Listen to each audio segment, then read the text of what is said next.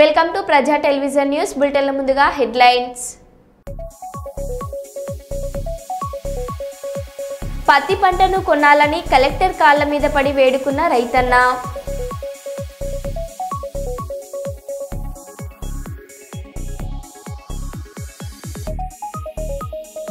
గోమాత బొమ్మతో వినూత్న గృహ ప్రవేశం.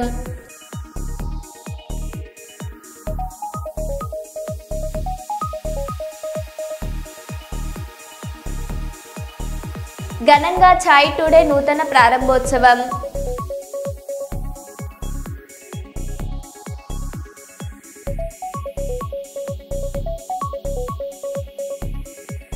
షఫీవుల్లాను సన్మానించిన విశ్రాంత ఉద్యోగులు.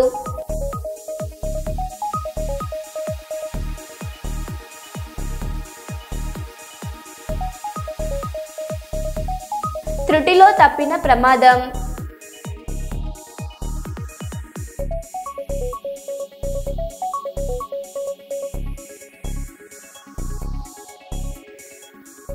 ఇక వివరాల్లోకి వెళ్తే, బంగాళాఖాతంలో కొనసాగుతున్న ఉపరితల ఆవర్తనం నేడు మరో అల్పపీడనం ఏర్పడే అవకాశం. 48 గంటల్లో వాయుగుండంగా మారనున్న అల్పపీడనం దక్షిణ కోస్తా రాయలసీమలో పలుచోట్ల భారీ వర్షాలు. తెలంగాణలో ఉరుములు మెరుపులతో కూడిన వర్షాలు. తెలంగాణలోని అన్ని జిల్లాలకు ఎల్లో అలర్ట్.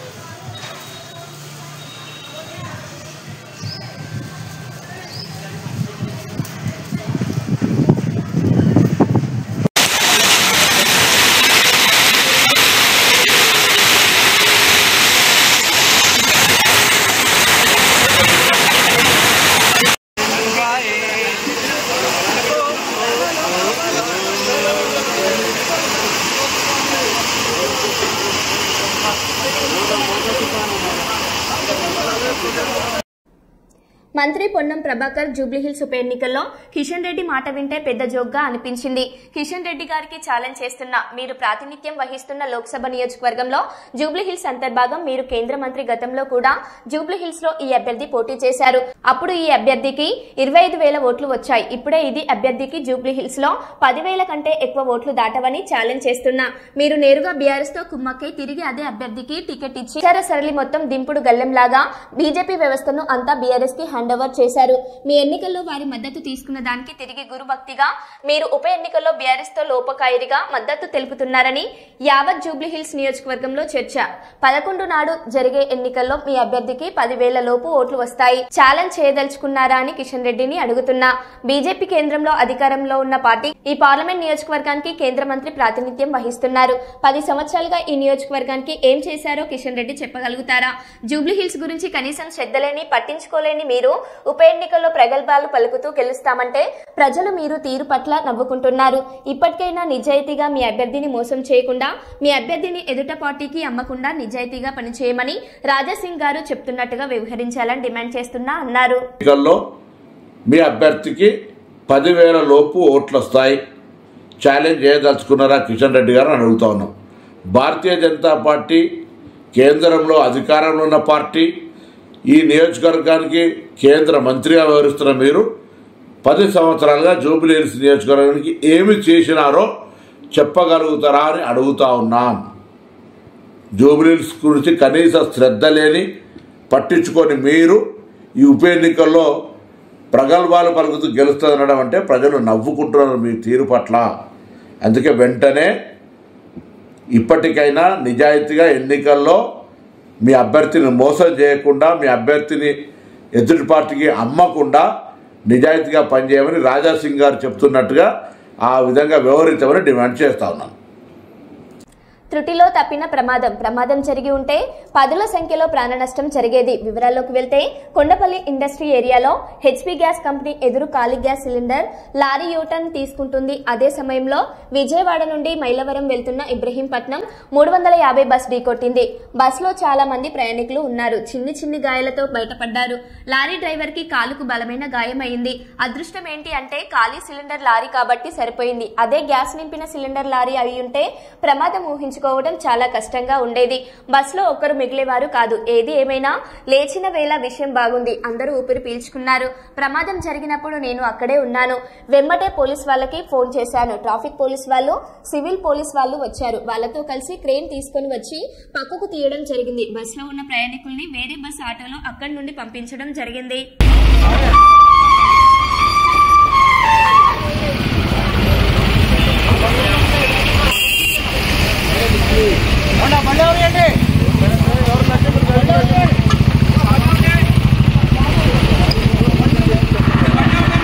బండ్లు కాదు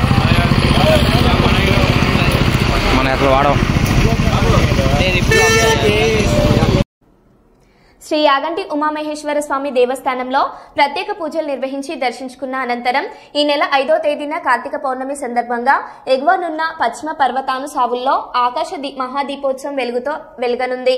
ఈ క్షేత్రంలో ప్రతి ఏడాది అరుణాచలంలో వెలిగే జ్యోతి ఉత్సవం తరహాలో కార్తీక పౌర్ణమి రోజున అఖండ జ్యోతి వెలిగేలా ఏర్పాట్లు చేస్తున్న వైఎస్ఆర్సీపీ నంద్యాల జిల్లా అధ్యక్షులు పాణ్యం మాజీ ఎమ్మెల్యే కాటసాని రాంభూపాల్ రెడ్డి గారు, ఆయన సతీమణి ఉమామహేశ్వరమ్మ.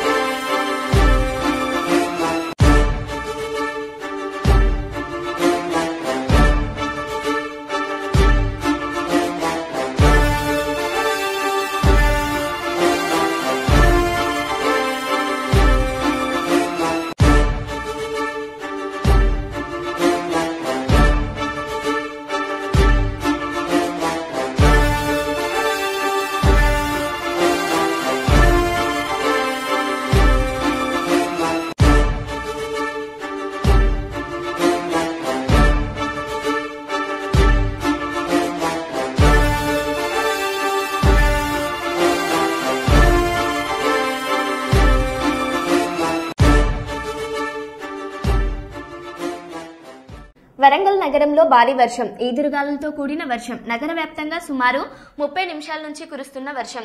జలమయమవుతున్న రహదారులు, ఇబ్బందులు ఎదుర్కొంటున్న వాహనదారులు, వ్యవసాయ మార్కెట్లో తడిసిన పత్తి, మొక్కలు లబోదిబోమంటున్న రైతులు.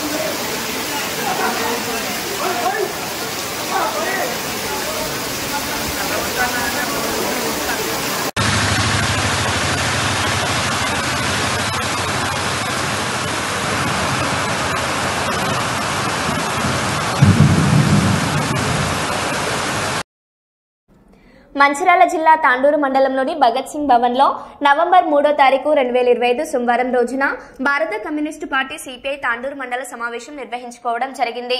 ఈ సమావేశానికి ముఖ్య అతిథులుగా సిపిఐ జిల్లా కార్యదర్శి నామడుగు లక్ష్మణ్ గారు హాజరయ్యారు. ఈ సమావేశానికి కొండ బానేష్ సిపిఐ తాండూరు మండల కార్యదర్శి అధ్యక్షతన జరిగినది. విద్యార్థి యువకులు సిపిఐలో చేరినారు. వారికి సిపిఐ జిల్లా కార్యదర్శి రామడుగు లక్ష్మణ్ కండువ కప్పి ఆహ్వానించి ఆయన మాట్లాడారు. మరి వారికి కమ్యూనిస్టు పార్టీ ద్వారా అభివాదనాలు తెలియజేస్తూ మరి వారికి పార్టీ ప్రజా సంఘాలలో సముచిత స్థానం కల్పిస్తామని చెప్పి ఈ సందర్భంగా తెలియజేస్తా ఉన్నాం. ఇవాళ జైన్ అయినటువంటి అజయ్ అయినటువంటి వారి ఆధ్వర్యంలో యువకులు విద్యార్థులు ఇవాళ జైన్ అవ్వడం జరిగింది.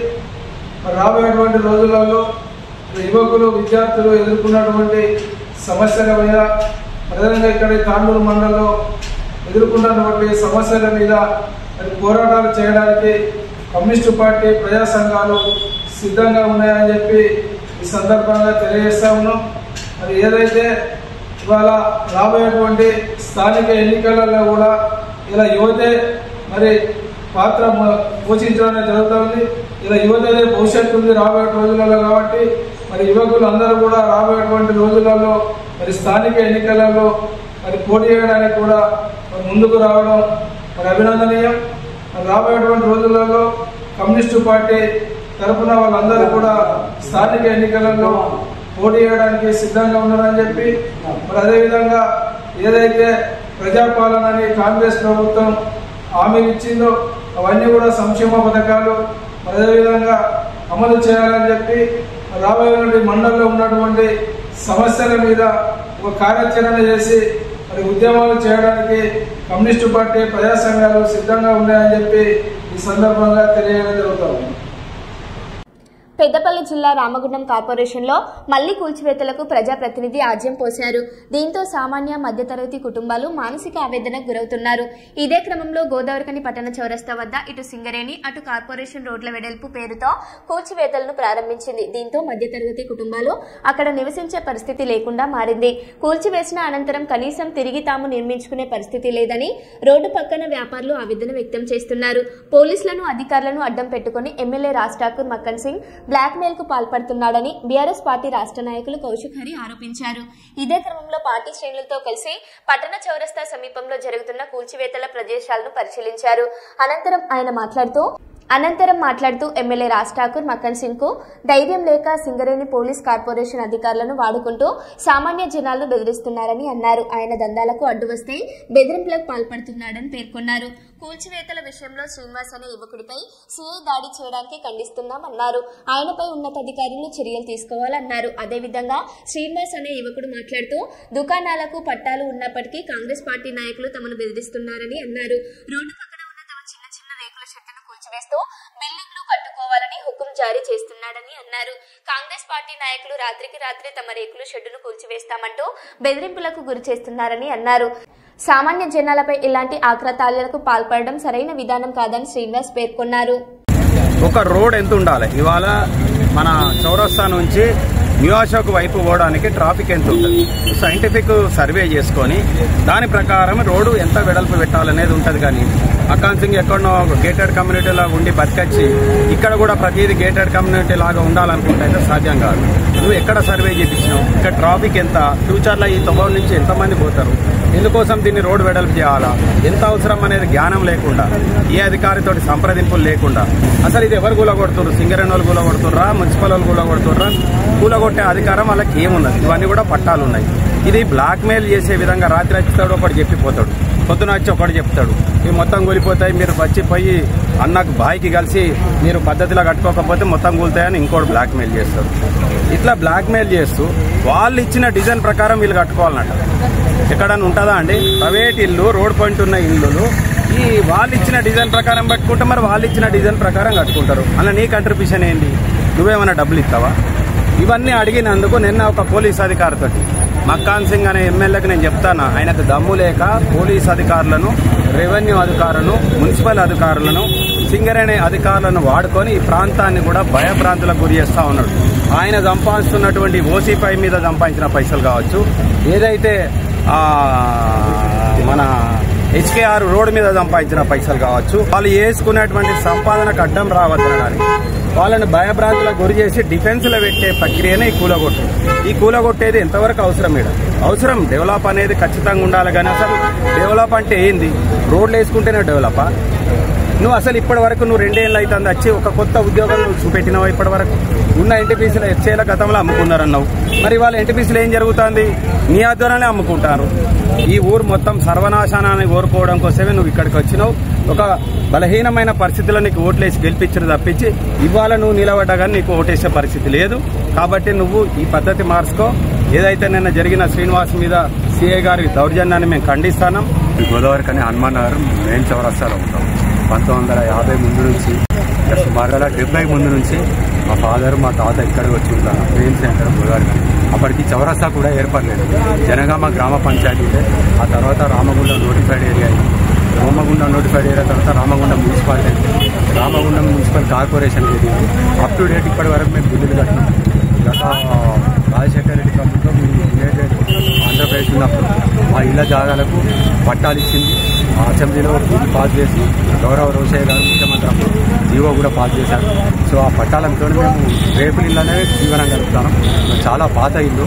అంటే గత 10 నెలలుగా ఎమ్మెల్యే ఇక్కడ లోకల్ ఎమ్మెల్యే తన మనుషుల్ని పంపించి ఇక్కడ మామిడి చెట్టు కింద వాళ్ళ ఇల్లు ఇక్కడ కాదు 10 కిలోమీటర్ల దూరం ఉంటాయి. ఇక్కడ రోజు పొద్దున అక్కడ కూర్చొని రాత్రి వరకు మమ్మల్ని భయభ్రాంతులకు గురి చేస్తూ రాత్రి రోజర్ పెడితే కుటుంబాలు మొత్తం దాని కిందనే సమాజ్ చేసి సేవలు కూడా తీయం. మీరు ఏం చేసుకుంటారో చేసుకోండి, కడితేనేమో ఈ రేకుల ఇల్లు మాకు కనిపించదు, తీసేసి G+1 కట్టుకోవాలి. లేదంటే రాత్రి రోజర్ వచ్చి దొబ్బేస్తే మీ శవాలు కూడా బయటికి తీసే నాదుడు ఉండరు. రేకుల ఇల్లు కనిపించద్దంట ఎమ్మెల్యేకి. మరి ఈ రేకుల ఇళ్లను వచ్చి ఓట్లు అడుక్కున్నాను, ఎటుపోయింది? నేను అడుగుతున్నాను. రేకుల ఇల్లు వద్దన్నప్పుడు రేకుల ముందు వచ్చి అడిగినావు కదా, ఏడిచినావు. ఆడదానిలకి ఏడిచి మా ముందు నటన చేసి మమ్మల్ని ఓట్లు తీసుకున్నావు, మా ద్వారా తీసుకున్నావు. మరి ఈ రోజు ఆ మాట అప్పుడే చెప్పను ఉంటుంది.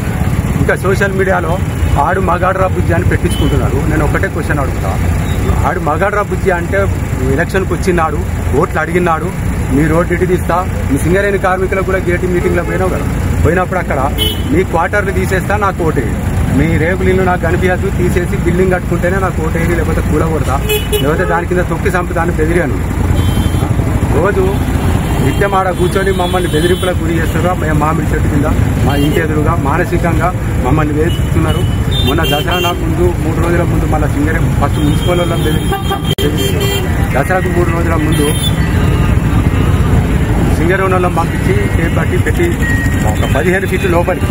అంటే ఈ రోడ్డు ఎంత ఉన్నది, ఎంత వెడల్పు ఉన్నది, సరే వెనుకకు జరగమంటే జరుగుతాం. మేము చెప్తున్నాం, సెట్ బ్యాక్ జరిగి కట్టుకొని నేను మొండి గోడలు పెట్టుకుంటానా, తడకడ్డం కట్టుకుంటానా, లేకపోతే బతుకమ్మ చీరలు నిలుచుకుంటే కట్టుకుంటాను.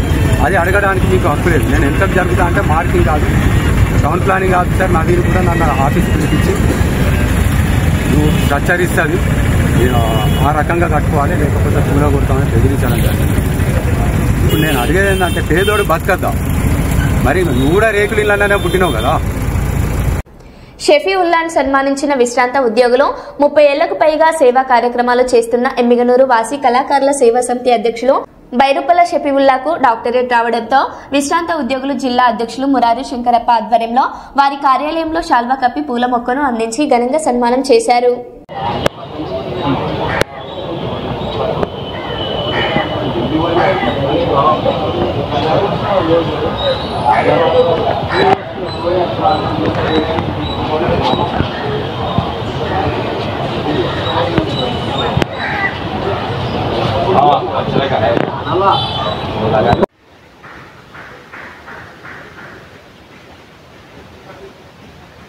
గతంలో రెవెన్యూ ఉద్యోగులతో పాటు నేను అనేక సేవా కార్యక్రమంలో పనిచేయడం జరిగింది. అందులో కర్నూలు కళాకారుల సేవా. Thank you sir. ముందుగా కర్నూలు జిల్లా రెవెన్యూ ఉద్యోగస్తుల విశ్రాంత ఉద్యోగుల సంఘం జిల్లా అధ్యక్షులైనటువంటి అధ్యక్షులు మురహరి శంకరప్ప గారికి మరియు వారి కార్యవర్గ సభ్యులకు నా మనస్పూర్వకంగా హృదయపూర్వక శుభాకాంక్షలు తెలియజేసుకుంటున్నాను. నా పేరు బైరుపల్ల షఫీవుల్లా. పాండిచ్చేరిలో జరిగినటువంటి హ్యూమన్ పీస్ యూనివర్సిటీ ఆర్గనైజేషన్ వారు నాకు 35 సంవత్సరాలుగా ప్రజాసేవలో ముఖ్యంగా సామాజిక, సాంస్కృతిక, సాంప్రదాయ, క్రీడా వివిధ రంగాలలో అనేక సంస్థలతో కలిసి పనిచేసినాను. అందులో భాగంగా నాకు ఎన్టీఆర్ జాతీయ అవార్డు కూడా వచ్చింది, మహాత్మా జ్యోతిరావు పూలే అవార్డు వచ్చింది, అంబేద్కర్ అవార్డు కూడా రావడం జరిగింది. అలాగే 2 సంవత్సరాలు నేను గొప్పల రాజసార్ గారు ఉన్నప్పుడు, కలెక్టర్గా ఉన్నప్పుడు జాతీయ యువజన సంఘం అధ్యక్షునిగా నెహ్రూ యువ కేంద్ర ఆధ్వర్యంలో 2 సంవత్సరాలు ఉత్తమ యువజన నాయకుడిగా కూడా నేను అవార్డు తీసుకోవడం జరిగింది. వివిధ సంస్థలతో కలిసి నేను పర్యావరణము, కుటుంబ నియంత్రణ, ప్రభుత్వం నిర్వహించే అనేక కార్యక్రమాల్లో కలిసి మేము పనిచేయడం జరిగింది. సాంస్కృతిక సాంప్రదాయాల్లో భాగంగా రంగస్థలంలో అనేక మంది కళాకారులకు వేదికగా ఏర్పాటు చేసి వారికి నిరంతరం సేవలు అందిస్తున్నాను.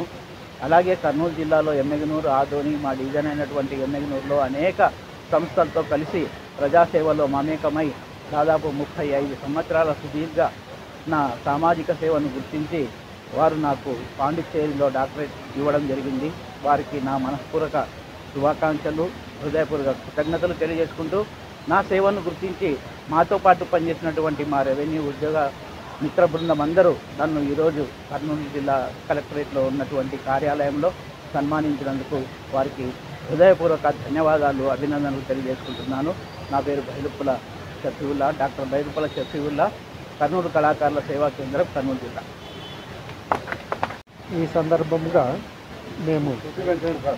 సందర్భముగా ఆంధ్రప్రదేశ్ రాష్ట్ర విశ్రాంత ఉద్యోగుల సంఘం కర్నూలు జిల్లా తరఫున మేము శ్రీ షఫీవుల్లా గారిని సన్మానించడం జరిగింది. ఇతను గత 20 సంవత్సరాలుగా ఒక 20-30 ఎన్జిఓస్ ఆర్గనైజేషన్స్గా పేదలకు సేవ చేస్తూ తనకు సహాయ సహకారాలు అందిస్తూ తనకు చేతనైన సహాయాన్ని చేస్తున్నాడు. ఆ సహాయాన్ని గుర్తించి పాండిచ్చేరిలో human rights association peace organisation తనకు డాక్టరేట్ ఇచ్చిన సందర్భంగా మేము విశ్రాంతి ఉద్యోగుల సంఘం తరఫున కూడా ఆయన్ని సన్మానించేందుకు మాకు చాలా సంతోషంగా ఉంది. ఈ కార్యక్రమానికి మా చేయూతను అందించిన మా కార్యవర్గ సభ్యులకు, ఇతర సభ్యులకు ఈ సందర్భంగా నేను ధన్యవాదాలు తెలియజేసుకుంటున్నాను. మన షఫీవుల్లా గారు ఫ్యూచర్లో కూడా ఇటువంటి కార్యక్రమాలను ఇంకా ఎక్కువగా నిర్వహించి ప్రజలకు మన్నన పొందుతాడని ఆశిస్తూ ఈ అవకాశం ఇచ్చిన మా సభ్యులందరికీ ధన్యవాదాలు తెలుపుకుంటూ విరమించుకుంటున్నాను. ముల్లా పొదల్లోకి దూసుకుపోయిన ట్రావెల్ బస్ తప్పిన పెను ప్రమాదం. ప్రకాశం జిల్లా మార్కాపురం నుండి బెంగళూరు వెళ్లే క్రమంలో వేమ్లకోట నుండి కుంట వెళ్లే రహదారిలో royal Owais travels private bus ముళ్లకంపలోకి దూసుకెళ్లింది. అదృష్టవశాత్తు బస్సులో ఉన్న 8 మంది ప్రయాణికులకు ఎవరికీ ఎలాంటి గాయాలు కాలేదు. రోజు రోజుకి ప్రైవేట్ ట్రావెల్ బస్సుల ప్రమాదాలు పెరుగుతుండటంతో ప్రయాణికులు ఆందోళన చెందుతున్నారు. ప్రమాదానికి గల కారణాలు ఇంకా తెలియాల్సి ఉంది.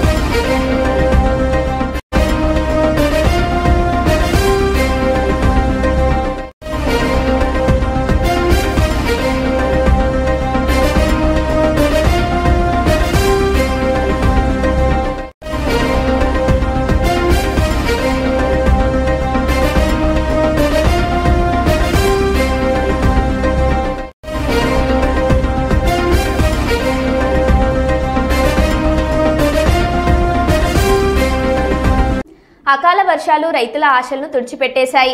తుఫాన్ దెబ్బల నుంచి కాస్త గట్టెక్కిన రైతులు మళ్లీ వానల బారిన పడ్డారు. అకస్మాత్తుగా కురిసిన వర్షం వరంగల్ ఏనుమాముల మార్కెట్లో ఉంచిన మొక్కజొన్న, పత్తి పంటలను తడిసేసింది. నెలల తరబడి కష్టపడి పండించిన పంట క్షణాల్లో నాశనమైంది. వర్షం ఎప్పుడు మొదలై ఎప్పుడు ఆగిందో తెలియక రైతులు హృదయ విదారకంగా చూస్తూ ఉండిపోయారు. ఈ పరిస్థితుల్లో నష్టపోయిన రైతులను ప్రభుత్వం ఆదుకోవాలని ప్రజలు కోరుతున్నారు.